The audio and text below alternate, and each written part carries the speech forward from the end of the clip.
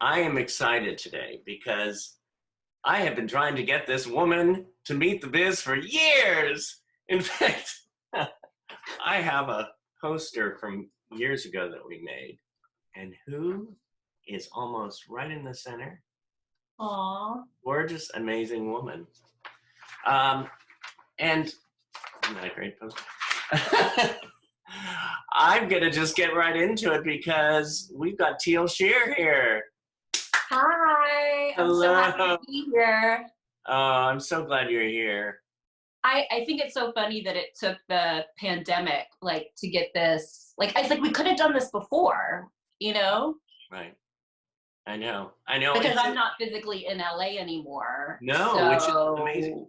So it's like we've been trying to, like, maybe if I was going to visit, come and drop in on a class, but it just never works out. And I've been putting this off for a while. You've been, say that again? I've been putting this off for a while, doing it online. And it's great. I've been watching them and they're great. Oh, thank you. Yeah. It's fun. It's fun. It's family. Yeah, and it's just a way to connect with people right now with everything that's going on and just, yeah. How have you been? And so you're where now? Seattle. Oh, Seattle. Nobody knows where I am. I thought it was like... I was in Nashville. You were in Nashville. So after LA was Nashville. Okay. And then we moved to Seattle 3 years ago. Okay. Yeah. Okay, well that makes some sense. Yeah. Yeah. I loved Seattle. My brother used to live up in Federal Way. Oh, yeah. Not anymore. Say that again? No, I said not anymore. Oh, okay. You know, like Inspector Clouseau used to say. So now you grew up in Tennessee.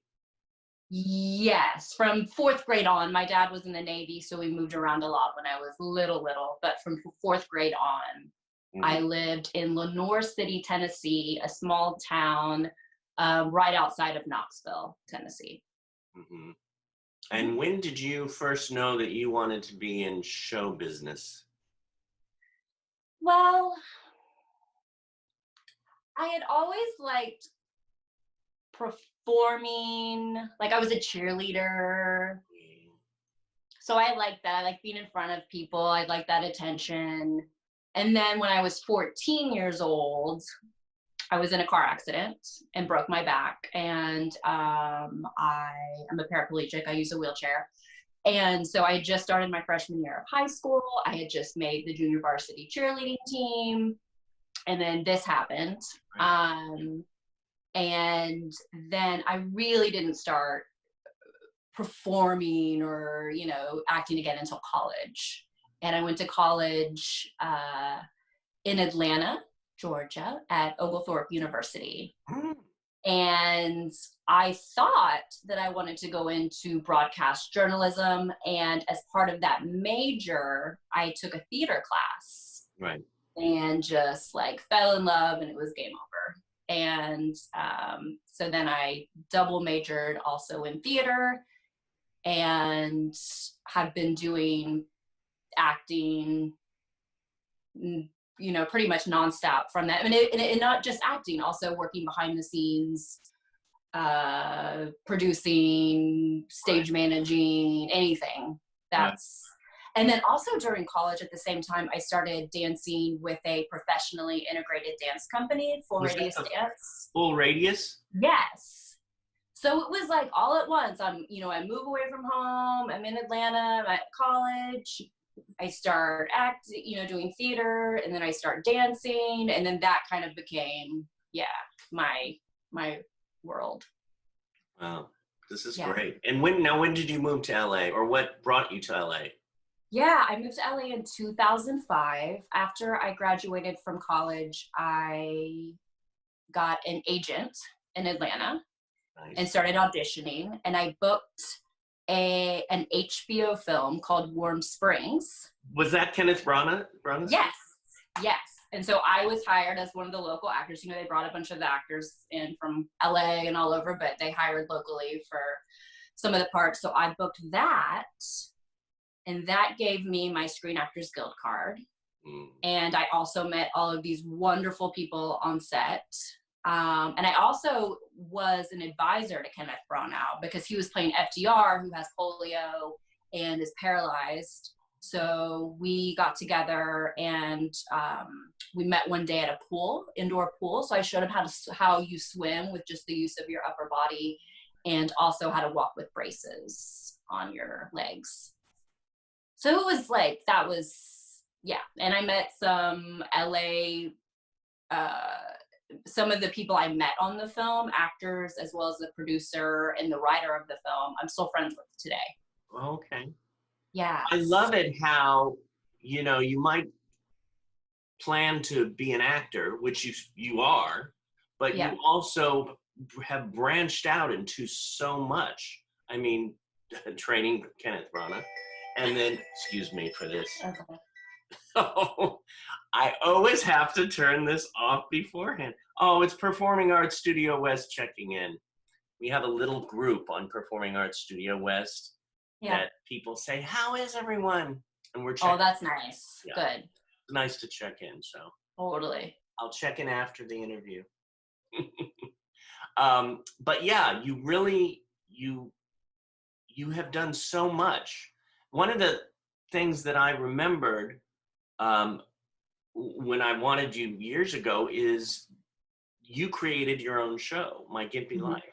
Yeah. How does somebody accomplish that, and how did you accomplish all that you wanted in that show? Oh, wow. So, as we all know, being an actor, it's hard. And a lot of the times we feel like we don't have much control. So it all kind of started when Danny Murphy, he was doing that, a play, History of Bowling. And I love that play. I know. And I found out he was doing that play, and I just like to be involved in things. I like to connect with people and just be involved. So I said, "Can I help you produce that play? You need help, right? Producing it." And he was like, "Oh yeah." So I just started helping him put the pieces together. And while he did the play, I worked box office. We helped raise money. I helped in every way I could with that. And then after that, I started producing more shows with him and Kofi Stocking. Well, one of my favorite plays, Virginia Woolf, right? Yes. And I saw that one. It was a great production of it. Yeah, so it's that. I find like that I'm my best self, or I'm the happiest when I'm creating and when I'm collaborating with other people. And so that kind of like, that was my introduction to producing and creating something, and I loved it. And then my friend Felicia Day created a web series called The Guild, which was very popular, and I had a part in that show, and it was great to see what she accomplished with that show, how she brought all these people together and created a show that she was passionate about, and then to see the community that was created around the show when she put it on YouTube. So that was inspiring to me, and I was like, well, I should do that. I have stories to tell. I have a unique perspective, one that, as we all know, is a perspective we don't often see represented. And so yeah, that's kind of how it all started. And then you went in and you wrote. You wrote the show, right? No, I didn't write. A writer named Gabe Yor, we collaborated together, because even though I am writing more now, at the time I didn't consider myself a writer. And he had written TV and scripts, and so he kind of knew that format, and so we worked together. Right. And he Well, what's so good too is that you knew that, you know, you wanted to create the show, but you knew that you needed to collaborate. You knew that you needed another writer. You needed other people around you. Yeah, I needed people who knew more than me in different areas. And because of working on the guild, I had met a lot of those people, and a lot of those people we brought over to work on my Gimpy life. That was such a good web series. I loved it. And it had 2 seasons, right? Yes. Yes. Do you ever want to go back and do a 3rd season, or are you like, no, I want to move forward? Yeah, it's a hard thing. It's like, I'd love to do more. I mean, it's like with anything, you need the money. It's a lot of work. And I feel like I did 2 seasons of it. We'll see. Right. We'll see where things go, but I do miss it. Right. I'm thinking of what hit me in my head now when I first got to LA. One of my side jobs was craft service on Jon Favreau's television show. And he did that for, I think, 4 years or 4 seasons, maybe 4.5. It was interesting, the last season. But I worked on it for, I think, 3.5, 4 seasons. And but I always wonder if people like ever go back and go, oh, that would be fun to go back and do I don't know, maybe a special episode or something. Oh yeah, like just do yeah. Now I saw, and this makes sense what I was saying about Seattle. I mean, it in a way it doesn't have to make sense, because you could live anywhere and go to Canada, but you just did cost of living in Canada. Yes, I did in Vancouver. I was in Vancouver for 7 weeks rehearsing, and then we did the show at the Arts Club in Vancouver. And then after that, 2 months later, we took that same show to Edmonton, to the Citadel Theater, which was it was fabulous. I mean, it was it was in January, so it was like -40 there. Oh my God. But was that this January? Yes, I was just there. It's so crazy because it seems like a lifetime ago because of what's happening right now. But it was crazy to think I was just up, January and then the beginning of February doing a show. Like, yeah. Talk about like boom. I know. And then I was supposed to be doing the Seattle cost of living. Right. We should have been in rehearsals right now, but Right. Yeah. That is such a good role. I mean, I would love if it opens up again after the quarantine's over. Hopefully. Keep me updated, because I'd love to see you in that. Yeah, it's such a great play and role. Yes, role, and yeah, it's Now fabulous. you talk about writing. You write for New Mobility. Yes, I do. I am their media columnist. So that's great. It's fun to write about, the business and whatnot. And then, I'll write other articles for them too. But that's been a lot of fun. It's great because you can do it from home. It's flexible in that way. And then it's another way for, me to be creative and put things out there. One thing that I so admire about you is that yes, you want to be an actress, and you are an actress. Yes, you wanted to be a writer, and now you're a writer. And yes, you wanted to have a family, and now you have a husband and a son? Yes, River. He's 5. I can't believe he's 5. It goes so fast. Wow. But you do it all. I mean, well.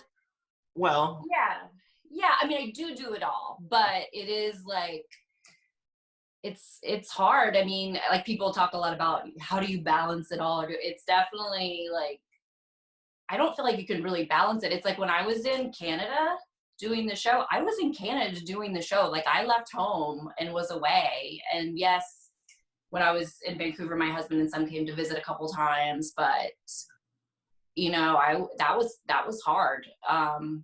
My family. And then, so you just, when I'm home with my son, I try just to focus on him. Right. And then when he's usually at preschool, I try to then focus on writing, or if I have an audition or whatever.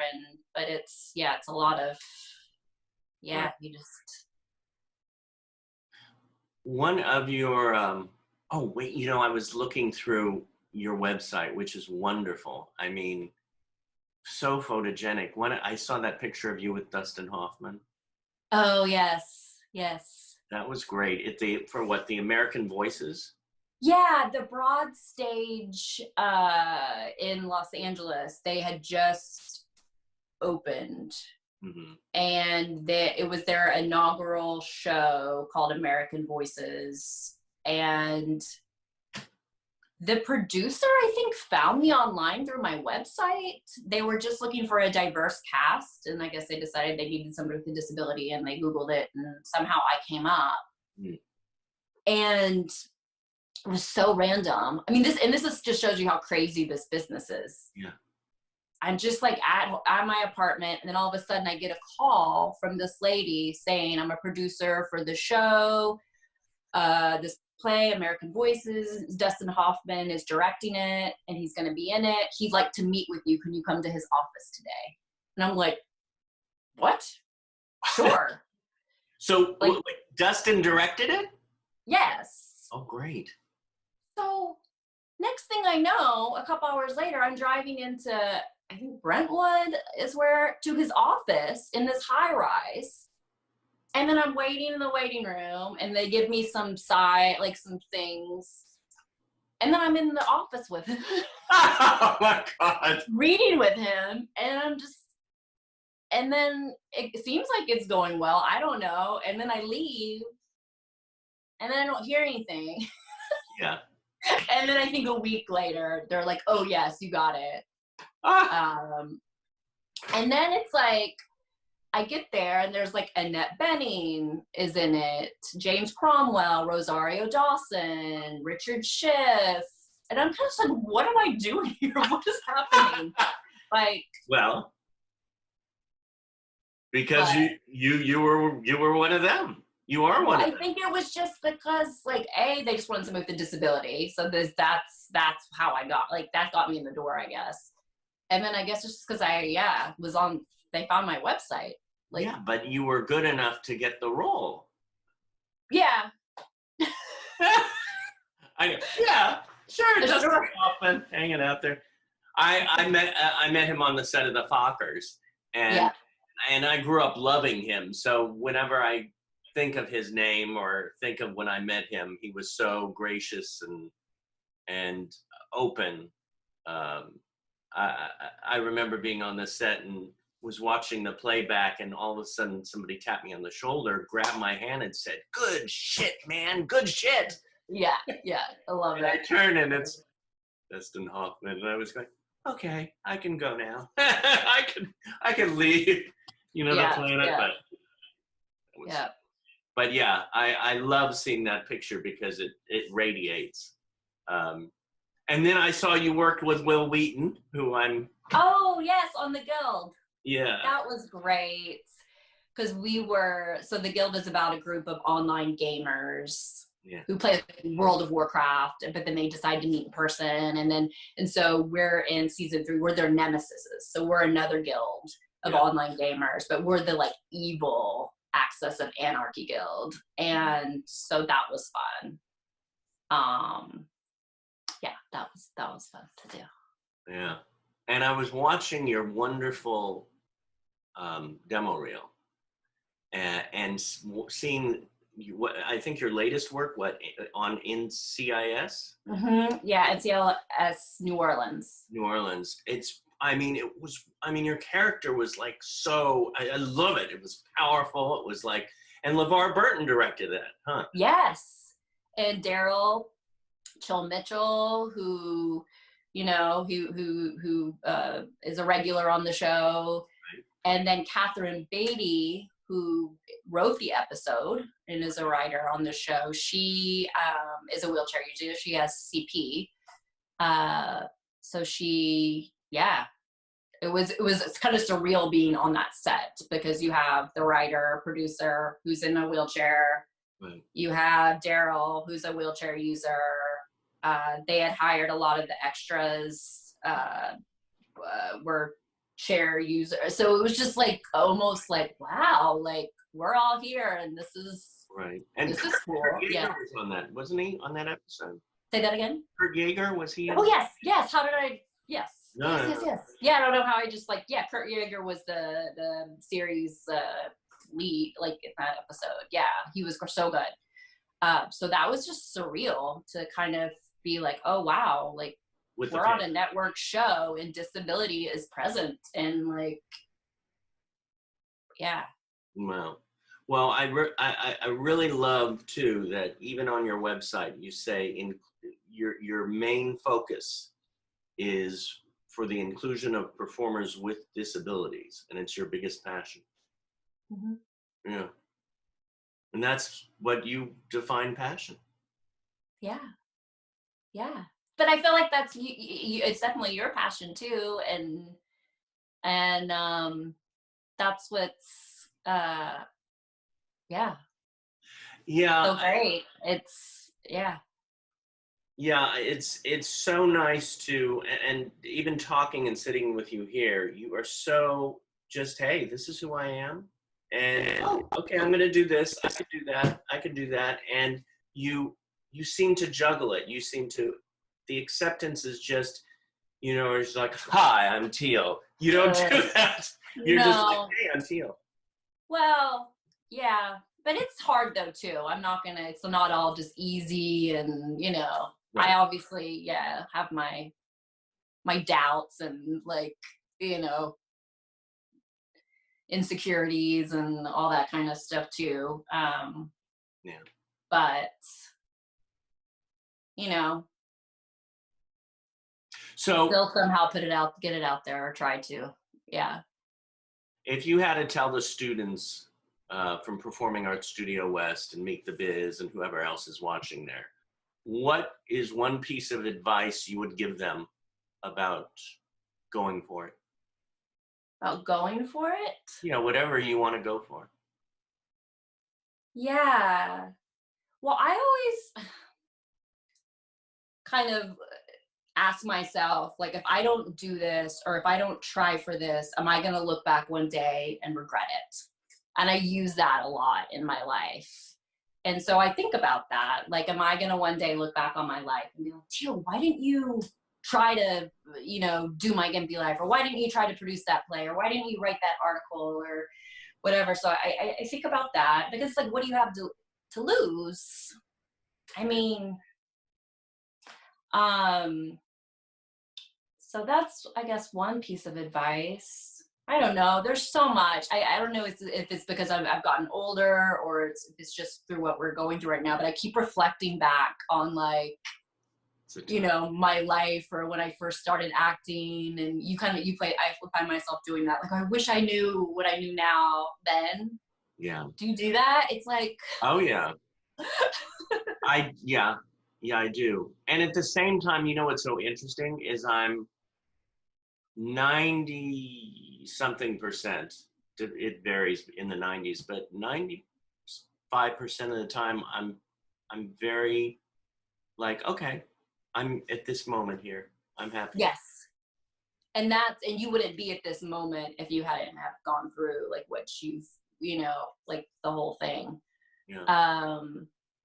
What are some other things? I think it's really to just, and we're dealing with this now. I think as in the entertainment industry, and I talked about this a little bit earlier, it's easy to feel like you just really don't have control over a lot of things. Yeah. And we're feeling that right now with the pandemic. It's like, so it is just trying to focus on like, well, what can you control? And whether that's your training or building a community of people, so you have a support group and you have, just your safe haven of people that you can turn to, whether it's creating something, whether it's like whatever. It's like, so just trying to focus on that and what brings you joy, and to just knowing that like, this this career, it's like a marathon, you know, it's not, we're in it. It's not just, things aren't just going to happen. And then, you know, it's, and nothing happens when you want it to. I feel like things like, it's so interesting how things that I wanted maybe to happen 15 years ago or 10 years ago, that they may come back around in a different way. And you're like, oh, that happened. But yeah, but not in the way I expected it to, or not, definitely not on the timeline that I wanted it to happen. Yeah. Thank you, Teal. You're welcome. I can now say we now had every one of these on our show, including this woman, which is right. Yay.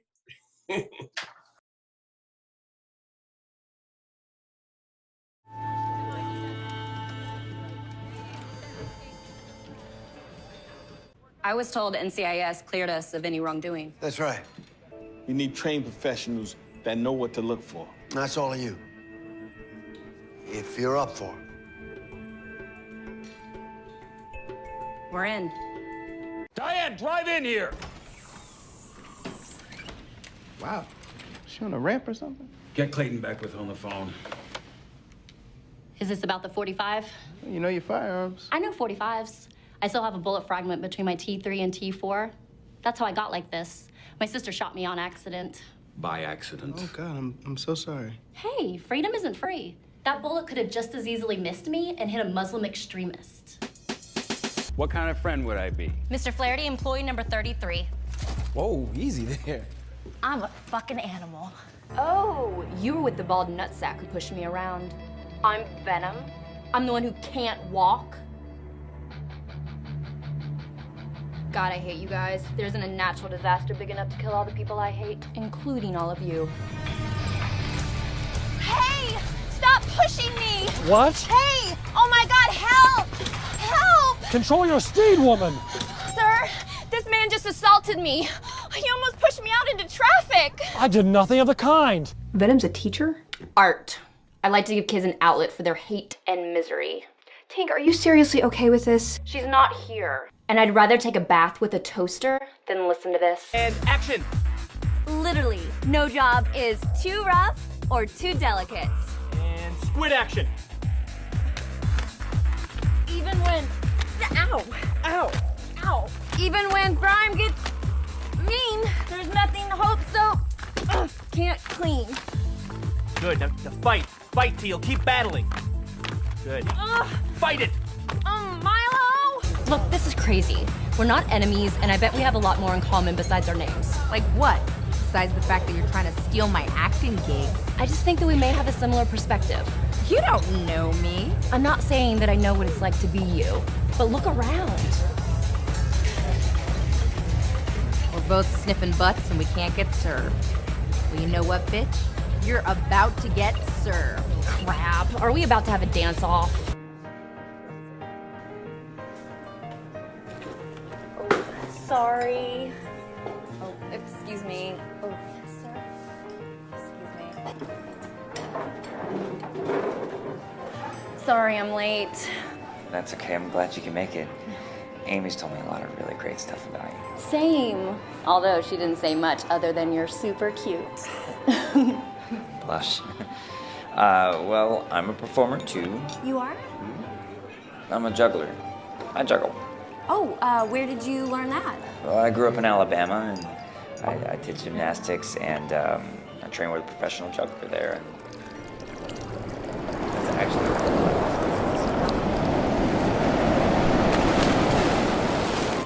it's a really fun story. I'm sorry. Where's the bathroom? Yeah, it's just right over there, next to the entrance. Ugh. Wish me luck. If I'm not back in 5 minutes, send help. Break a leg. Oh, that's a good one, bitch.